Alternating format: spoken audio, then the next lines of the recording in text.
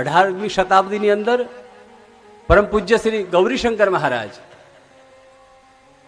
સાંઈખેડા, મધ્યપ્રદેશ, ખંડવા જિલ્લા,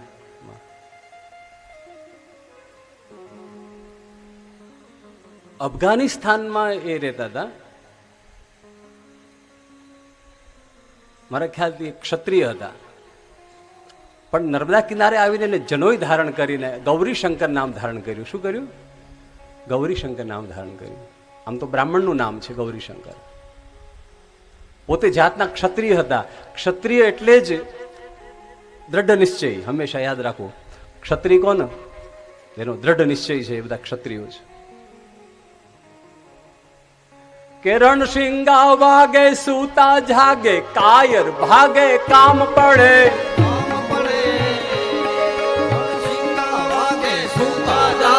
કાયર ભાગે, કામ પડે. ધગ ધગતી ધરતી, ફોજુ ફરતી, વિનાશ કરતી તેજ બળે. મર્દોને હાથે જાગે, પાડે તોય લડે. મેદાને મરવા, અવસર મરવા, મર્દ કસુંબર. રંગ ચડે દિન મર્દ કસુંબર, રંગ ચડે દિન મર્દ કસુંબર. રંગ ચડે. નર્મદા કિનારે આવી અને બ્રહ્મત્વ પ્રાપ્ત કર્યું. એની એક જ ઈચ્છા છે, મારે શિવના દર્શન કરવા છે. અફઘાનિસ્તાનથી અહીંયા સુધી આવ્યા, ક્ષત્રિયના સંતાન, પણ એક જ ઈચ્છા, બીજું કંઈ જોઈતું નથી. શિવ મને મળે, શિવ દર્શન થાય. કોઈ સંત મહાત્માના સત્સંગમાં બેઠા તો કોઈએ કીધું કે નર્મદાની પરિક્રમા કરે, એને એના ઈષ્ટદેવના દર્શન થાય. ધ્યાનથી સાંભળજો. નર્મદાની સેવન કરે, નર્મદાની પરિક્રમા કરે, નર્મદાની પૂજા કરે, એકાદ મહિનો અથવા તો ચતુર્માસ અથવા તો 3 ચતુર્માસ, જે કંઈ નર્મદાની સેવા તમારાથી થાય કરો, તો તમારા ઈષ્ટદેવ જે હોય, કૃષ્ણ હોય, રામ હોય, જે કંઈ તમે માનતા હો, એ ઈષ્ટદેવ તમને નર્મદાના કિનારે દર્શન આપવા આવે છે. આ નર્મદાનો કિનારો ઈષ્ટ દર્શન અપાવનારો છે. આવ્યા છે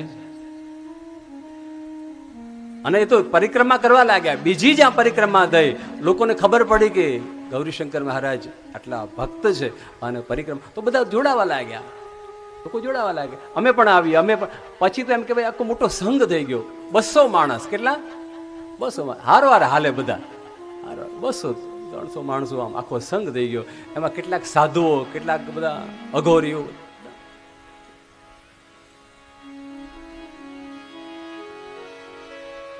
અને સાધુઓનો તો કઈ સ્વભાવ તમે જોયું ને, ગાંડા ઘેલા જેવા હોય. હું સાધુ પણ સાહેબ, જમણવાર થાય એટલે જ્યારે ભંડારો, જ્યારે હાંજ પડે ને જે ખીચડી થાય સાહેબ, એની સુગંધ અદ્ભુત હોય. આખો ભંડારો. પછી એક પરિક્રમા 3 વર્ષ 3 મહિનાની પૂરી થઈ. પછી બીજી પરિક્રમા, ત્રીજી પરિક્રમા. જ્યાં સુધી શિવ ન મળે ત્યારે આ જ કરવું છે. ગૌરીશંકર મહારાજે નક્કી કર્યું કે જ્યાં સુધી શિવ દર્શન ના આપે ત્યાં સુધી આ જ કરવું છે. આમ કરતા કરતા 12 પરિક્રમા કરી. કેટલી? નર્મદાજીની 12 પરિક્રમા કરી. 12 પરિક્રમા પૂરી કરી. કેટલા વર્ષ થયા હશે? કેટલા વર્ષ થાય 12 પરિક્રમા કરતા?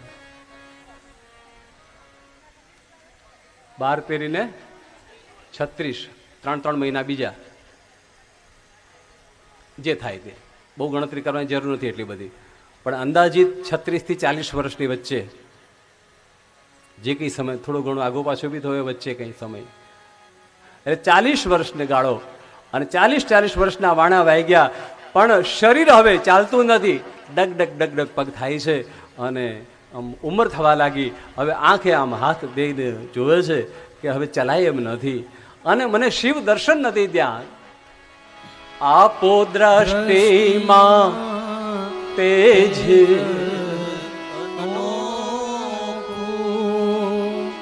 સારી સૃષ્ટિમાં શિવ રૂપ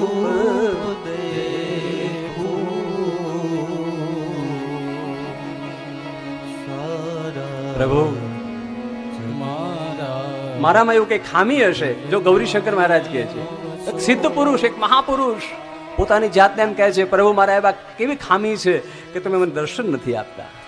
આ નર્મદા મૈયાની અંદર મેં મારી જિંદગી કાઢી નાખી. આ 12 વર્ષની 12 પરિક્રમાઓ કરી, 40 વર્ષથી 12 પરિક્રમા, અને છતાં બધાને દર્શન આપ્યા ઈષ્ટદેવે, પણ મારા ઈષ્ટદેવ શિવજી, તો શિવે મને દર્શન ના આપ્યા. અંતે એક દિવસ વડલાના ઝાડ નીચે બેઠા બેઠા રડી પડ્યા મહારાજ શ્રી. તો આ આંસુ. રાતના 2 વાગ્યા સાહેબ, રાતના 2 વાગ્યા. મહાત્માએ નક્કી કર્યું કે જો શિવ દર્શન નથી આપતા તો ચોક્કસ મારામાં કઈ ખામી હશે, આ શરીરે કઈ પાપ કર્યું હશે. મારાથી એવું કેવું પાપ થયું કે મારો વાલો મને દર્શન નથી આપતો. હવે આ શરીર રાખવાનો કોઈ અર્થ જ નથી. જો દર્શન થતા જ નથી તો જીવીને શું કરવું? આ શરીરથી પાપ થઈ ગયું હશે, આ શરીરનો નાશ કરી નાખું. કદાચ આગલા જન્મમાં શિવ મળે. હવે શરીરનો નાશ કરી નાખું. રાતના 2 વાગે મહાત્મા ઉભા થયા, પોતાના મનને મજબૂત કર્યું, નર્મદાના જળની અંદર ડૂબીને જ મરી જાઓ. નર્મદાના પાણીમાં ડૂબીને મારું મૃત્યુ થાય. ગૌરીશંકર મહારાજ રાતના 2 વાગે નર્મદાના કિનારે આવી અને પાણીમાં ધીમે ધીમે ધીમે ધીમે પગ માંડ્યા. દ્રઢ સંકલ્પ છે, બસ આજનું રાત છેલ્લી રાત છે મારા માટે. હે ભોળાનાથ, તારે દર્શન ના આપવા હોય તો હવે આ શરીર કઈ કામનું નથી. 12 પરિક્રમા પૂરી કરી, આટલી મહેનત કરી, છતાં આપે મને દર્શન ના આપે. મારે જીવવું નથી. બરાબર ગોઠણ સુધી પાણી આવ્યું, કેડ સુધી પાણીમાં ઉતરી ગયા. મારે હવે જીવવું નથી.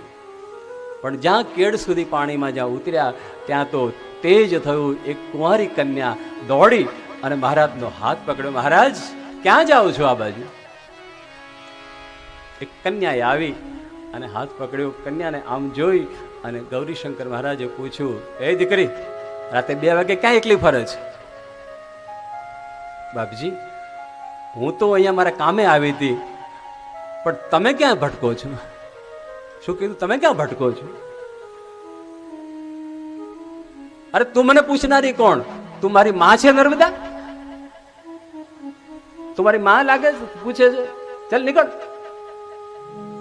નર્મદા માએ હસતા હસતા કીધું, મહાત્મા તમે બરાબર ઓળખી, હું જ તમારી નર્મદા માં છું.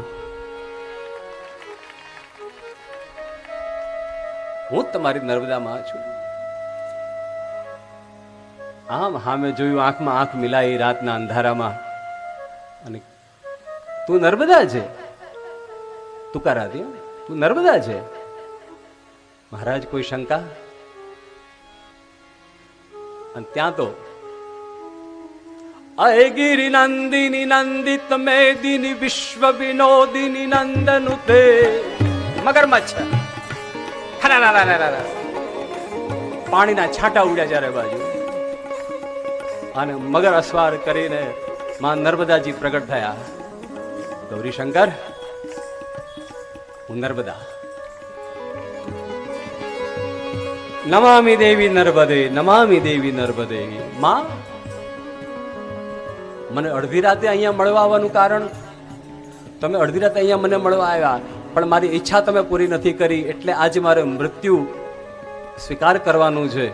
આજે મને રોકો નહીં, પણ તમારે મરવાનું કોઈ કારણ? કે હા, 12 પરિક્રમાઓ પૂરી કરી, છતાં મારા ઈષ્ટદેવના દર્શન તમે મને ના કરાવ્યા, મારા શિવજીના દર્શન તમે મને ના કરાવ્યા. હવે મારે જીવીને શું કરવું છે? જ્યાં સુધી શિવ ના મળે ત્યાં સુધી જિંદગી નકામી છે. નર્મદાજી ખડખડાટ હસી પડ્યા. સબિંદુ સિંધુ શુષ્કલત રંગ ભંગ રંજિતમ તારી વારી સંયુતમ વૃતાંત ભીતિહારી વરમદ ત્વદીય પાદ પંકજમ નમામિ દેવી નર્મદે, ત્વદીય પાદ પંકજમ નમામિ દેવી નર્મદે. નર્મદામાં ખડખડાટ હસવા લાગ્યા. અરે ગૌરીશંકર મહારાજ, અરે મહારાજ, તમે કહો છો શિવના દર્શન ન દયા તમને, મહારાજ તમને ખબર નથી, તમે જે સંઘ લઈને ચાલો છો ને, એ સંઘ લઈને ચાલો છો એમાં જે વાસણ માંજે છે ને એ શિવજી છે.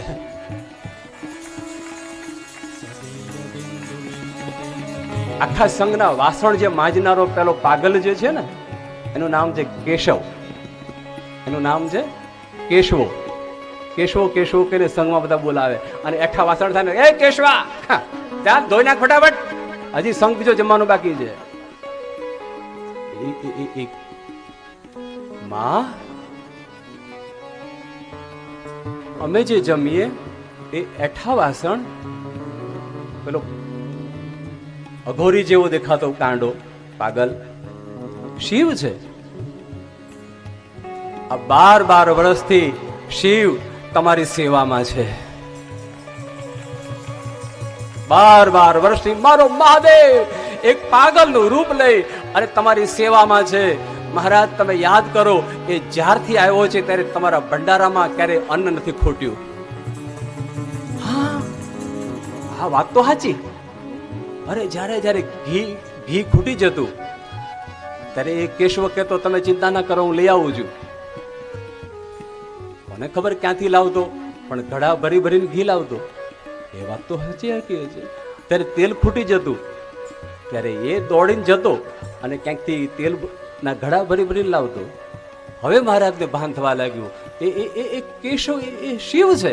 અરે મારા વચનમાં વિશ્વાસ નથી, હું નર્મદા બોલું છું. સબિંદુ સિંધુ શુષ્કાલત સુજાત પાત પ્રીતિ આરી વર્મદે ત્વદીય પાદ પંકજમ નમામિ વે નર્મદે ત્વદીય પાદ પંકજમ નમામિ વે નર્મદે. આ તો નર્મદા અદ્રશ્ય થઈ ગયા કહીને. એ જ શિવ છે અને 12 વર્ષથી તારી હારે છે. તું ઓળખી ન શકે એમાં હું શું કરું? તું ઓળખી ન શકે શિવને. અરે આખા ભંડારાની સેવા મહાદેવ કરે છે. આંખમાંથી અશ્રુની ધાર વહેવા લાગી. અરે એને તો અમે જેમ તેમ બોલ્યા, આખી જિંદગી એની પાસે વાસણ ધોરાવ્યા. એટલે જો વાસણ મારો મહાદેવ છે કે હા. અને ત્યાં તો ગૌરીશંકર મહારાજ પાછા વળી ગયા પાણીમાંથી દોડીને. રાતના છેલ્લો પહોર ચાલતો હશે, મને લાગે બ્રહ્મ મુહૂર્ત ચાલતું હશે હવે તો, કારણ કે 2 વાગ્યા ગયા હતા, બ્રહ્મ મુહૂર્ત થઈ ગયું હશે.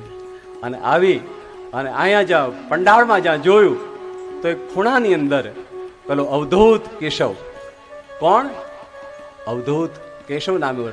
અત્યારે કેશવાનંદ કહેવાય, કેશવાનંદ મહારાજ જે કહેવાય, તો કેશવાનંદ પડ્યા છે અવધૂતિની અંદર મસ્તી અંદર. ત્યાં આગળ આવી અને ગૌરીશંકરે જોયું કે કેશવ, હે કેશવ. ત્યાં તો ઝબકીને શિવજી જાણે જાગ્યા. જટા કટા સંભ્રમમ ભ્રમન નિલિંબ નિરજરી. ગૌરીશંકર મને અડધી રાતે જગાડ્યો, હાથ ધ્રુજવા લાગ્યો. મહાદેવ, મહાદેવ. પણ વિશ્વાસ નથી આવતો. હજી પોતાની આંખ ઉપર વિશ્વાસ નથી આવતો કે આખી જિંદગી અમારા આમ સેવાઓ કરી, કચરાઓ કાઢ્યા અને મહાદેવ હોઈ શકે? વળી પાછી શંકા પડી અને આમ જ્યાં જોયું તો નર્મદા પાછા દેખાયા. નર્મદાએ કીધું મહાદેવ. ફરી એકવાર જ્યાં મહાદેવનો ઈશારો કર્યો અને કેશવાનંદની ફરીવાર સામે જોયું. કેશવાનંદે કીધું કે વિશ્વાસ ના આવતો તો અડીને જોઈ લે, તને વિશ્વાસ ના આવતો હોય તો મને અડીને જોઈ લે. અને ત્યાં ગૌરીશંકર મહારાજે જ્યાં સ્પર્શ કર્યો ત્યાં તો જટા કટા સંભ્રમમ બ્રહ્મન નિલિંબ નિરજરી. જ્યાં સ્પર્શ કર્યો ત્યાં તો જટાજૂટ ભગવાન શિવજી પ્રગટ થયા.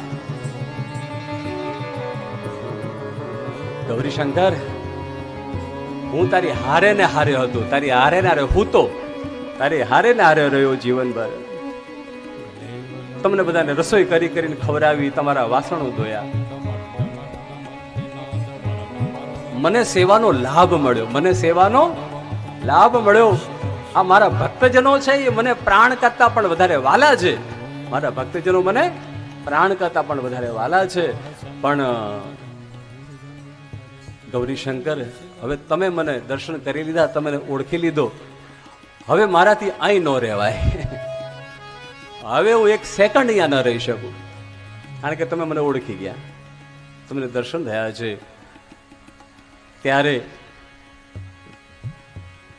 ગૌરીશંકર મહારાજે હાથ ઊંચો કરી કહ્યું, મહાદેવ મારી વાત સાંભળો. આ ખંડવા જિલ્લાની અંદર આ નર્મદાના કિનારા ઉપર એક ધોણી દખે અને કેશવાનંદ મહારાજની સમાધિ ત્યાં આગળ રહે કાયમ માટે. અને અહીંયા સમાધિ પાસે જે લોકો આવે એને ત્યાં, જેને ત્યાં દીકરા ન હોય એને દીકરા પ્રાપ્ત થાય, ધન ન હોય ત્યાં ધન પ્રાપ્ત થાય, એની મનો ઈચ્છા બધી પૂરી થાય, એવી એક ધોણીની ચેતના અહીંયા કરતા જાઓ. આપને જવું હોય તો જાઓ મહાદેવ, પણ એક એવી નામથી કરતા જાઓ. આજે પણ એ જગ્યા ઉપર એ ધોણી છે અને દાદાજી નામથી પ્રસિદ્ધ છે. કેશવાનંદજી મહારાજનું મંદિર છે, જેને આપણે સંત શ્રી દાદા કહીએ છીએ. શું કહીએ છીએ? દાદાજીના નામથી પ્રસિદ્ધ છે. અને જ્યારે જ્યારે આ ભગવાન શિવ જ હતા. કોણ હતું? શિવ જ હતા. અરે જ્યારે જ્યારે ઘી ખૂટતું ને, રસોઈમાં ઘી ખૂટે ને, તો નર્મદામાંથી ડોલ પાણીની ભરીને લાવતા, ક્યાંય બીજે જતા નહીં. પાણીની ડોલ ભરીને જ્યાં તવામાં નાખે તો ઘી થઈ જાય.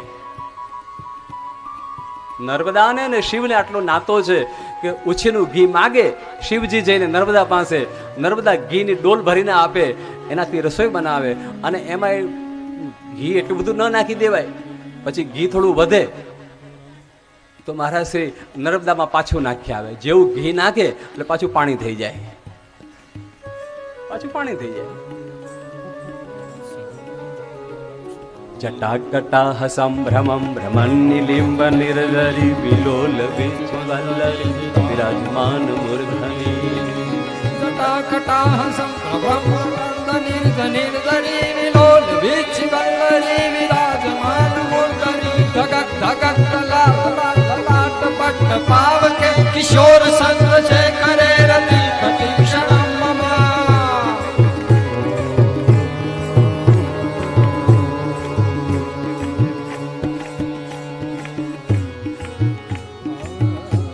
ભગવાન સાક્ષાત શિવ આ નર્મદાના કિનારે મળે છે. ક્યાં મળે છે? આપણે ઓળખાણ પડે તો ને, આપણને ઓળખાણ પડે ત્યારે થાય ને સાહેબ.